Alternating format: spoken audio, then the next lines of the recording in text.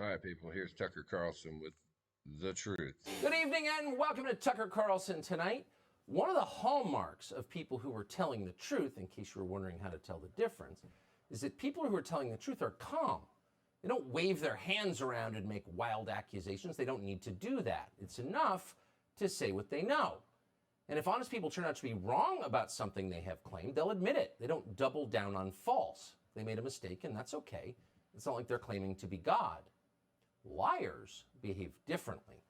Liars are touchy, sometimes to the point of hysteria. They're hiding something. That's the whole point of lying. And they're worried you're going to find out what it is. Liars are fragile because over time, lying makes you weak and afraid. And pieces of shit. It has the same effect on countries, by the way. We're living through one of those clarifying moments, which actually we're thankful for, where we're learning exactly who the liars are. On Monday, we showed you unreleased videotape from January 6th. That tape proved that three of the most important claims our leaders have made about that day were untrue. Their claims were lies. We were not shocked to discover that. We knew there was a reason that congressional leaders had been hiding the tape and that reporters in Washington weren't demanding to see it. They were lying to us, obviously. That's why you hide things. But what was actually surprising, what we can't quite get over even now, is how they responded when they were caught lying. They didn't.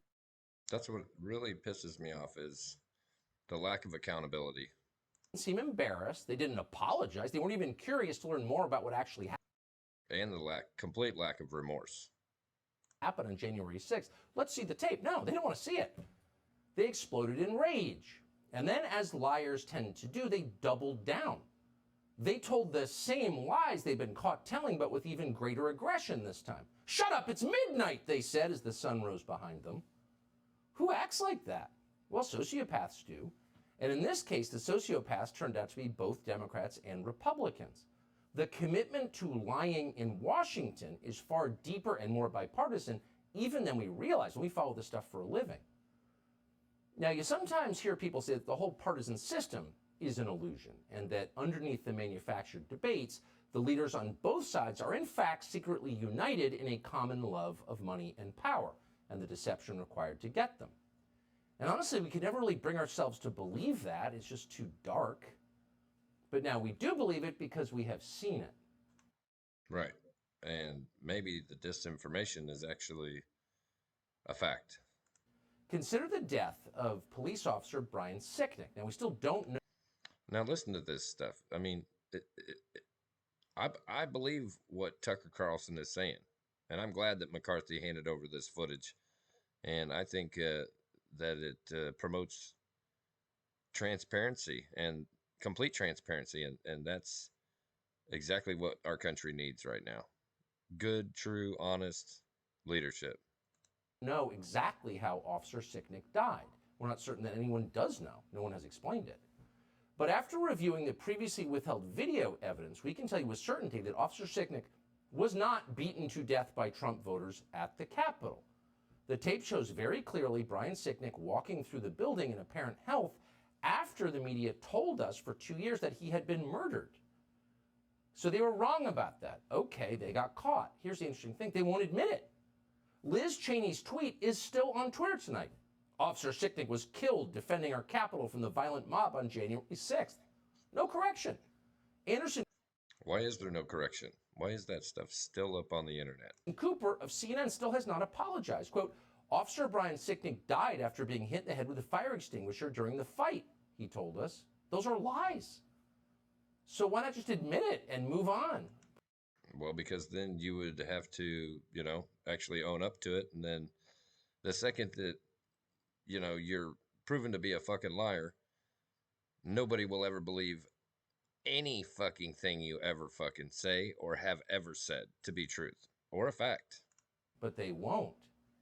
In fact, this week, the White House trotted out both the press secretary and Joe Biden's attorney general, the attorney general of the United States, to claim not just that Brian Sicknick was actually murdered by Republicans at the Capitol, but that other officers were murdered too. It's almost beyond belief. Watch this. The rage of bipartisan lawmakers, you heard them all yesterday. You guys reported on it, who have condemned this false depiction of the unprecedented violent attack on our Constitution and the rule of law, which cost police officers their lives. It was a violent attack on a fundamental tenet of American democracy, that power is peacefully transferred from one administration to another. Over 100 officers were assaulted on that day. 5 officers died. 5 off. Man, just how fucking misleading and, you know, non-transparent. Officers died on that day. Now, that's just not some guy on Twitter. That's the Attorney General of the United States. That's a man whose honesty is central to his job. If you had a choice between IQ and integrity in an Attorney General, of course you would go with integrity because it's essential. But Joe Biden's Attorney General, Merrick Garland, is a liar. He just lied about something that is provably false. So that's pretty important. It's not in, so it does matter how you say stuff, but it matters basically what the fuck you say.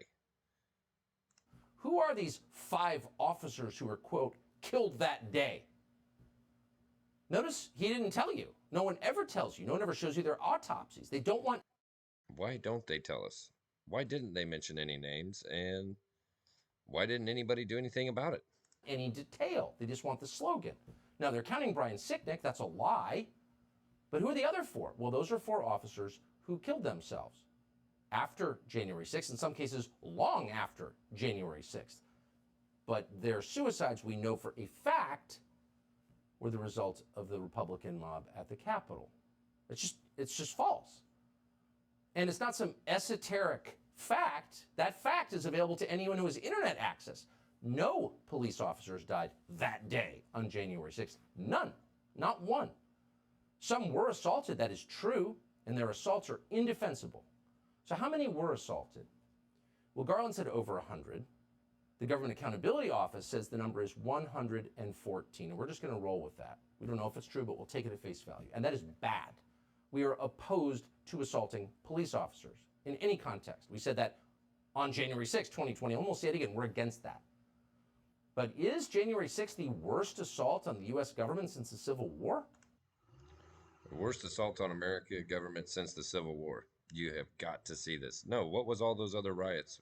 And, you know, all those blue states and those Democratic attorney generals and those Democratic fucking cities.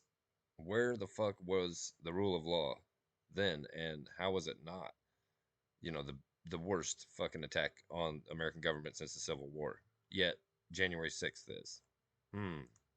That's insane. It's not even close. How about March of 1954, when Puerto Rican separatists shot 5 congressmen in the Capitol building? 5 members of Congress shot in the building. It's all bad, but the worst since the Civil War. You're just a flat-out liar if you're saying that. More recently, this is an event we all remember, Antifa descended on Washington, D.C. to force the sitting president from office. But it was Trump, so that's cool. And while they were there, they set a historic Christian church on fire, St. John's in Lafayette Square. Do you remember that? You should, because it happened Labor Day weekend less than 3 years ago. And when it happened, the left-wing mayor of Washington, D.C. refused to allow her police department, the MPD, to assist Secret Service agents while they were under siege and getting beaten.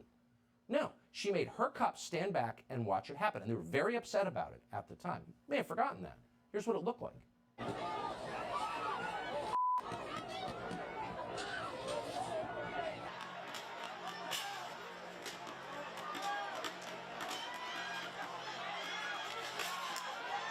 I believe there are several fires raging now down this street, and this is what you hate to see. There are people throwing fireworks and who knows what else.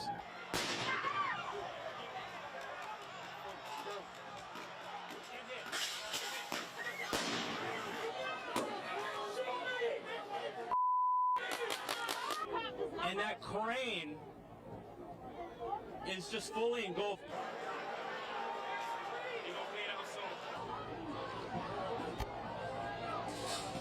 I mean, what the fuck is all that?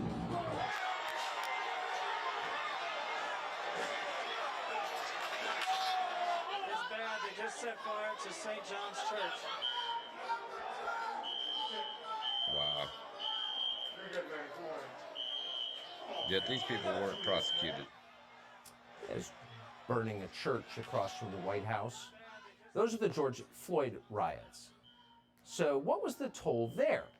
Now, we're not going to guess. We're going to go again right to the government. According to a recently released GAO report last month, during those attacks, the 2020 attack on the White House by left-wing mobs, we're quoting, Federal Protective Services, the Secret Service, and the Park Police reported that at least 180 officers were injured during the demonstrations, including concussions, lacerations, exposure to chemical gas, and severe burning.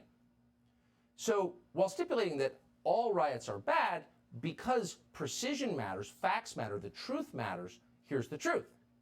More cops were injured by Kamala Harris's favorite mob, BLM, at the White House than were injured by Trump voters at the Capitol on January 6th. A lot more. So again, to be clear, both events are bad, but here's the key. We only remember one of them. Why? Because the people in charge of history are liars. The people in charge of history are liars. Man, that's foul. Liars. And lying is bad. And on a national scale, it's Yes, it is. deadly. It's corrosive of everything that is good in the country, including trust and your grasp on reality itself. And that's why they try to make you lie. Men can become women. Climate change is an existential threat, or whatever the lie is they're making you tell. They don't believe it. They know you don't believe it. But by forcing you to repeat it, they degrade and control you. They make you less of a person. They also hurt individuals. We told you Less of a Monday about person. Navy veteran Jacob Chansley. He was tried by the media, convicted of being a domestic terrorist, and sentenced to 4 years in prison.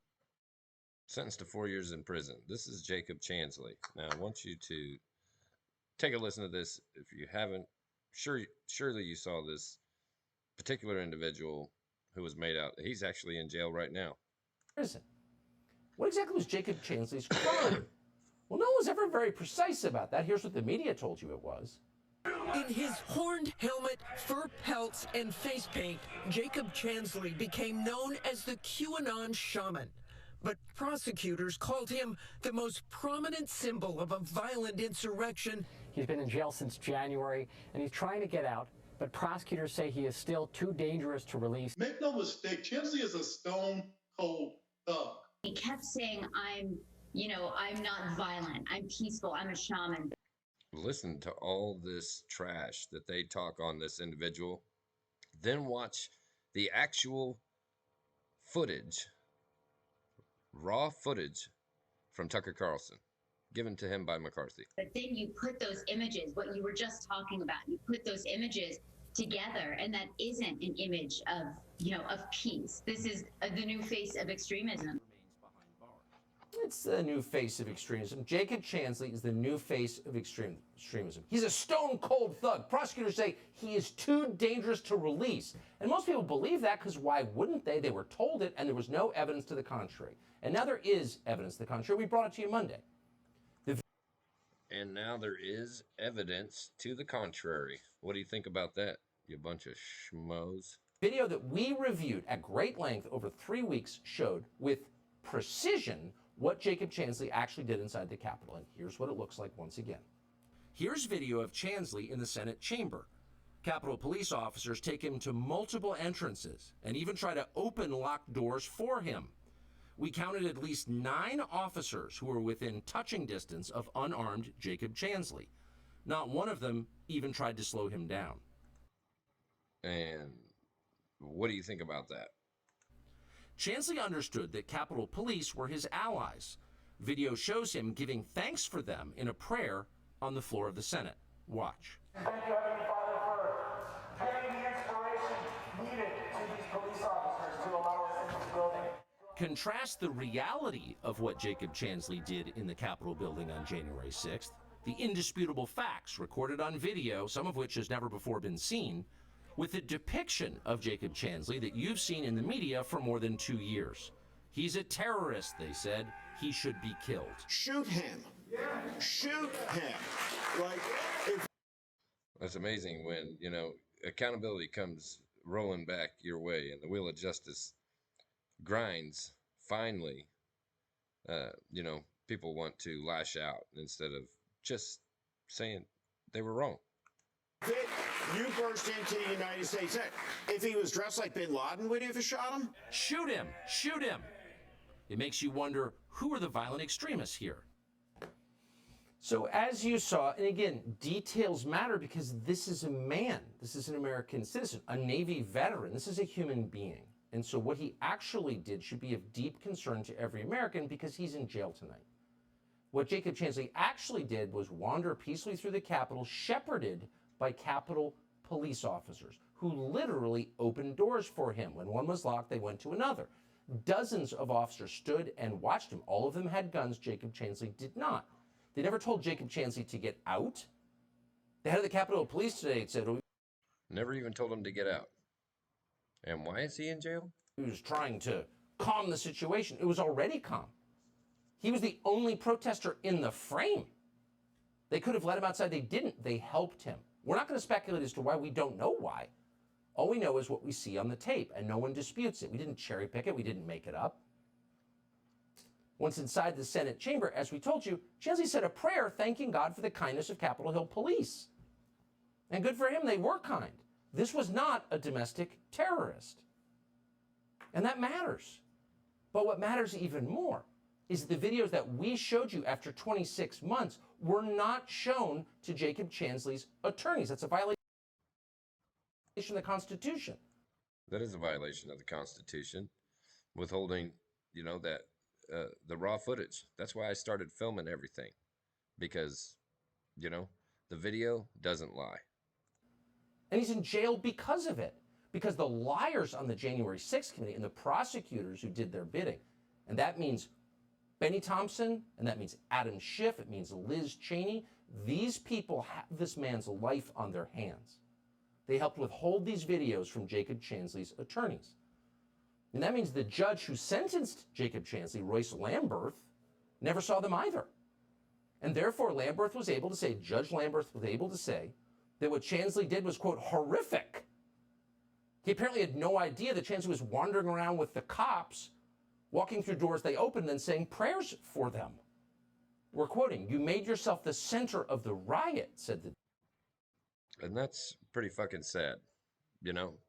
Who cares if he was walking around wearing a funny hat with his, you know, face painted? People don't like you to speak out. People don't like you to draw attention if you have a narrative or a message that's other than the mainstream narrative. And it's bullshit. Now he's in jail for 4 years. What the fuck? The judge. Really? He accused Chansley of, quote, obstructing the functioning of government. But that's not at all what was happening. He was ambling through the Capitol, flanked at all times by armed cops who were directing his movement. Meanwhile, prosecutors of the DOJ, the real villains here, falsely, they lied in court and said that Chansley was, quote, leading the charge into the Capitol on January 6th. They said he was, quote, the flag bearer for the mob, apparently because he had a flag. He was alone. And of course, the media picked up on this and amplified it as the DOJ intended. Fortune magazine disgraced itself by comparing the man you just saw to ISIS. They said Chansley had, quote, the zeal to possibly kidnap or kill officials. These aren't just lies. These are lies that destroyed a man. So no matter who you voted for in the last election, you could probably agree that sending someone to prison for 4 years on the basis of fabricated evidence is the most serious threat to civil liberties we could possibly face. And yet here's the thing. Leaders in both parties, the party that Chansley voted against and the party he voted for, have said nothing, not one word about the implications of this videotape. The implications not just for Chansley, but for our Constitution and our country going forward. Instead, ooh, how dare you show this? Yeah, I think it's pretty cowardly and really sets a horrible fucking example for the younger generation and even our own generation. Like, what the fuck? Like, that's how deep the corruption in Washington is. The Republicans and the Democrats are lashing out to keep this lie contained. As you see, once the lies start unfolding, the whole fucking thing starts to unravel. what is clearly exculpatory evidence. And again, it's not just Chuck Schumer, it's Republican senators. Kevin Cramer, Mike Rounds, Chuck Grassley, John Thune, Lindsey Graham, of course, Congressman Dan Crenshaw, needless to say, Kelly Armstrong, all went after us. We're not whining about that. We don't care, actually, but it just tells you everything about the way things actually work. They're not loyal to their voters. They're loyal to each other, and they're willing to lie. That's a big fucking problem with politics and a big fucking problem with Washington. And I think that's probably why they call it the swamp. And I really fucking hope that Trump fucking just completely obliterates and cleans that swamp out. Lie, really lie, and crush people. Mitch McConnell, Tom Tillis, and BLM superfan Mitt Romney, all weak men, and like all weak men, vicious men, were especially angry. Watch. It was a mistake, in my view, for Fox News to depict this in a way that's completely at variance with what our chief law enforcement official here at the Capitol thinks. I think it's bull. When you see police barricades breached, when you see police officers assaulted, all of that, or you had to be in close proximity to it. If you were just a tourist, you should have probably lined up at the visitor center and came in on an orderly basis. So I just don't think it's helpful. It's really sad to see Tucker Carlson go off the rails that bad. The American people saw what happened on January 6th. They've seen the people that got injured. They saw the damage to the building. You can't hide the truth by selectively picking a few minutes out of tapes and saying this is what went on. It's so absurd. Weak men are vicious men, and these are weak men whose attitudes towards an individual whose life has been destroyed on the basis of false and withheld evidence is vicious. Oh, we cherry-picked. Wow. False or withheld information on his conviction. Fuck, that's just un-American. Really, what they're saying, ironically, what they're describing, ironically, is exactly what the January 6th committee and the prosecutors in these cases did for 2 years. They selectively picked small segments of tape to convince Americans that January 6th was something that it wasn't. It was awful. We would not defend that. We hate vandalism. We hate assault. Was it a violent insurrection? It was not. Was it a killing of 5 officers in the Capitol? It was not. Those are lies, and they buried tape that contradicted and revealed those lies. So all we did was play the tape that they had been hiding for 26 months. And Is that what this country has come to? We think that if we just, sweep shit under the rug, then hide behind our statute of limitations, that once the truth comes out, nobody's going to fucking be able to do anything about it, and there's still not going to be any accountability, and you can pretty much say and do whatever the fuck you want, no matter who it hurts, even if it's unconstitutional? I just don't think that's a great idea. And I don't think it sets Americans up for success. and show that there were American citizens, Jacob Chansley specifically, and others whose civil liberties were annihilated. And you can make your own rational judgments about what that means. Do you want to live in a country where that's possible? No, I don't. And I think that anytime anyone's civil liberties are annihilated, somebody needs to pay the piper. Somebody needs to pay, and somebody needs to be held accountable for that, if not everyone. They don't care. Neither party in Washington cares. In fact, the leader of the Senate Democrats, Chuck Schumer, just joined the leader of the Senate Republicans, Mitch McConnell, in calling for this show to be pulled off the air. Now, that's not an argument based on logic. It's based on hysteria and the shame you feel as a weak and terrified person when your lies are exposed. Here's Chuck Schumer claiming for the first time that, like Sandy Cortez, he himself nearly died on January 6th. Here's Chuck Schumer shitting his fucking pants. Tucker Carlson ran a lengthy segment last night arguing the January 6th Capitol attack was not a violent insurrection, an attempt to rewrite history and erode the very foundation of our precious and sometimes fragile democracy. So yes, this morning I am furious. Millions of Americans are furious. I was here on January 6th. Many of you saw the footage as I ran for my life, coming within a few feet of these criminals.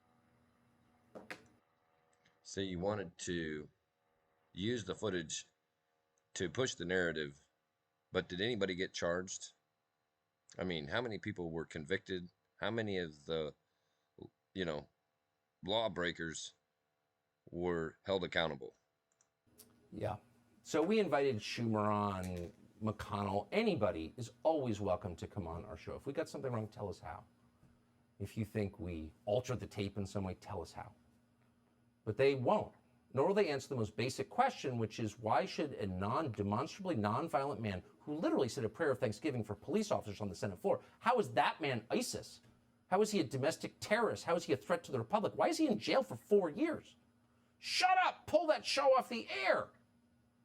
Yeah. They won't answer any questions. But we have a question, which is how in a free country guided by the Constitution were these people allowed to withhold evidence from Jacob Chansley's lawyer?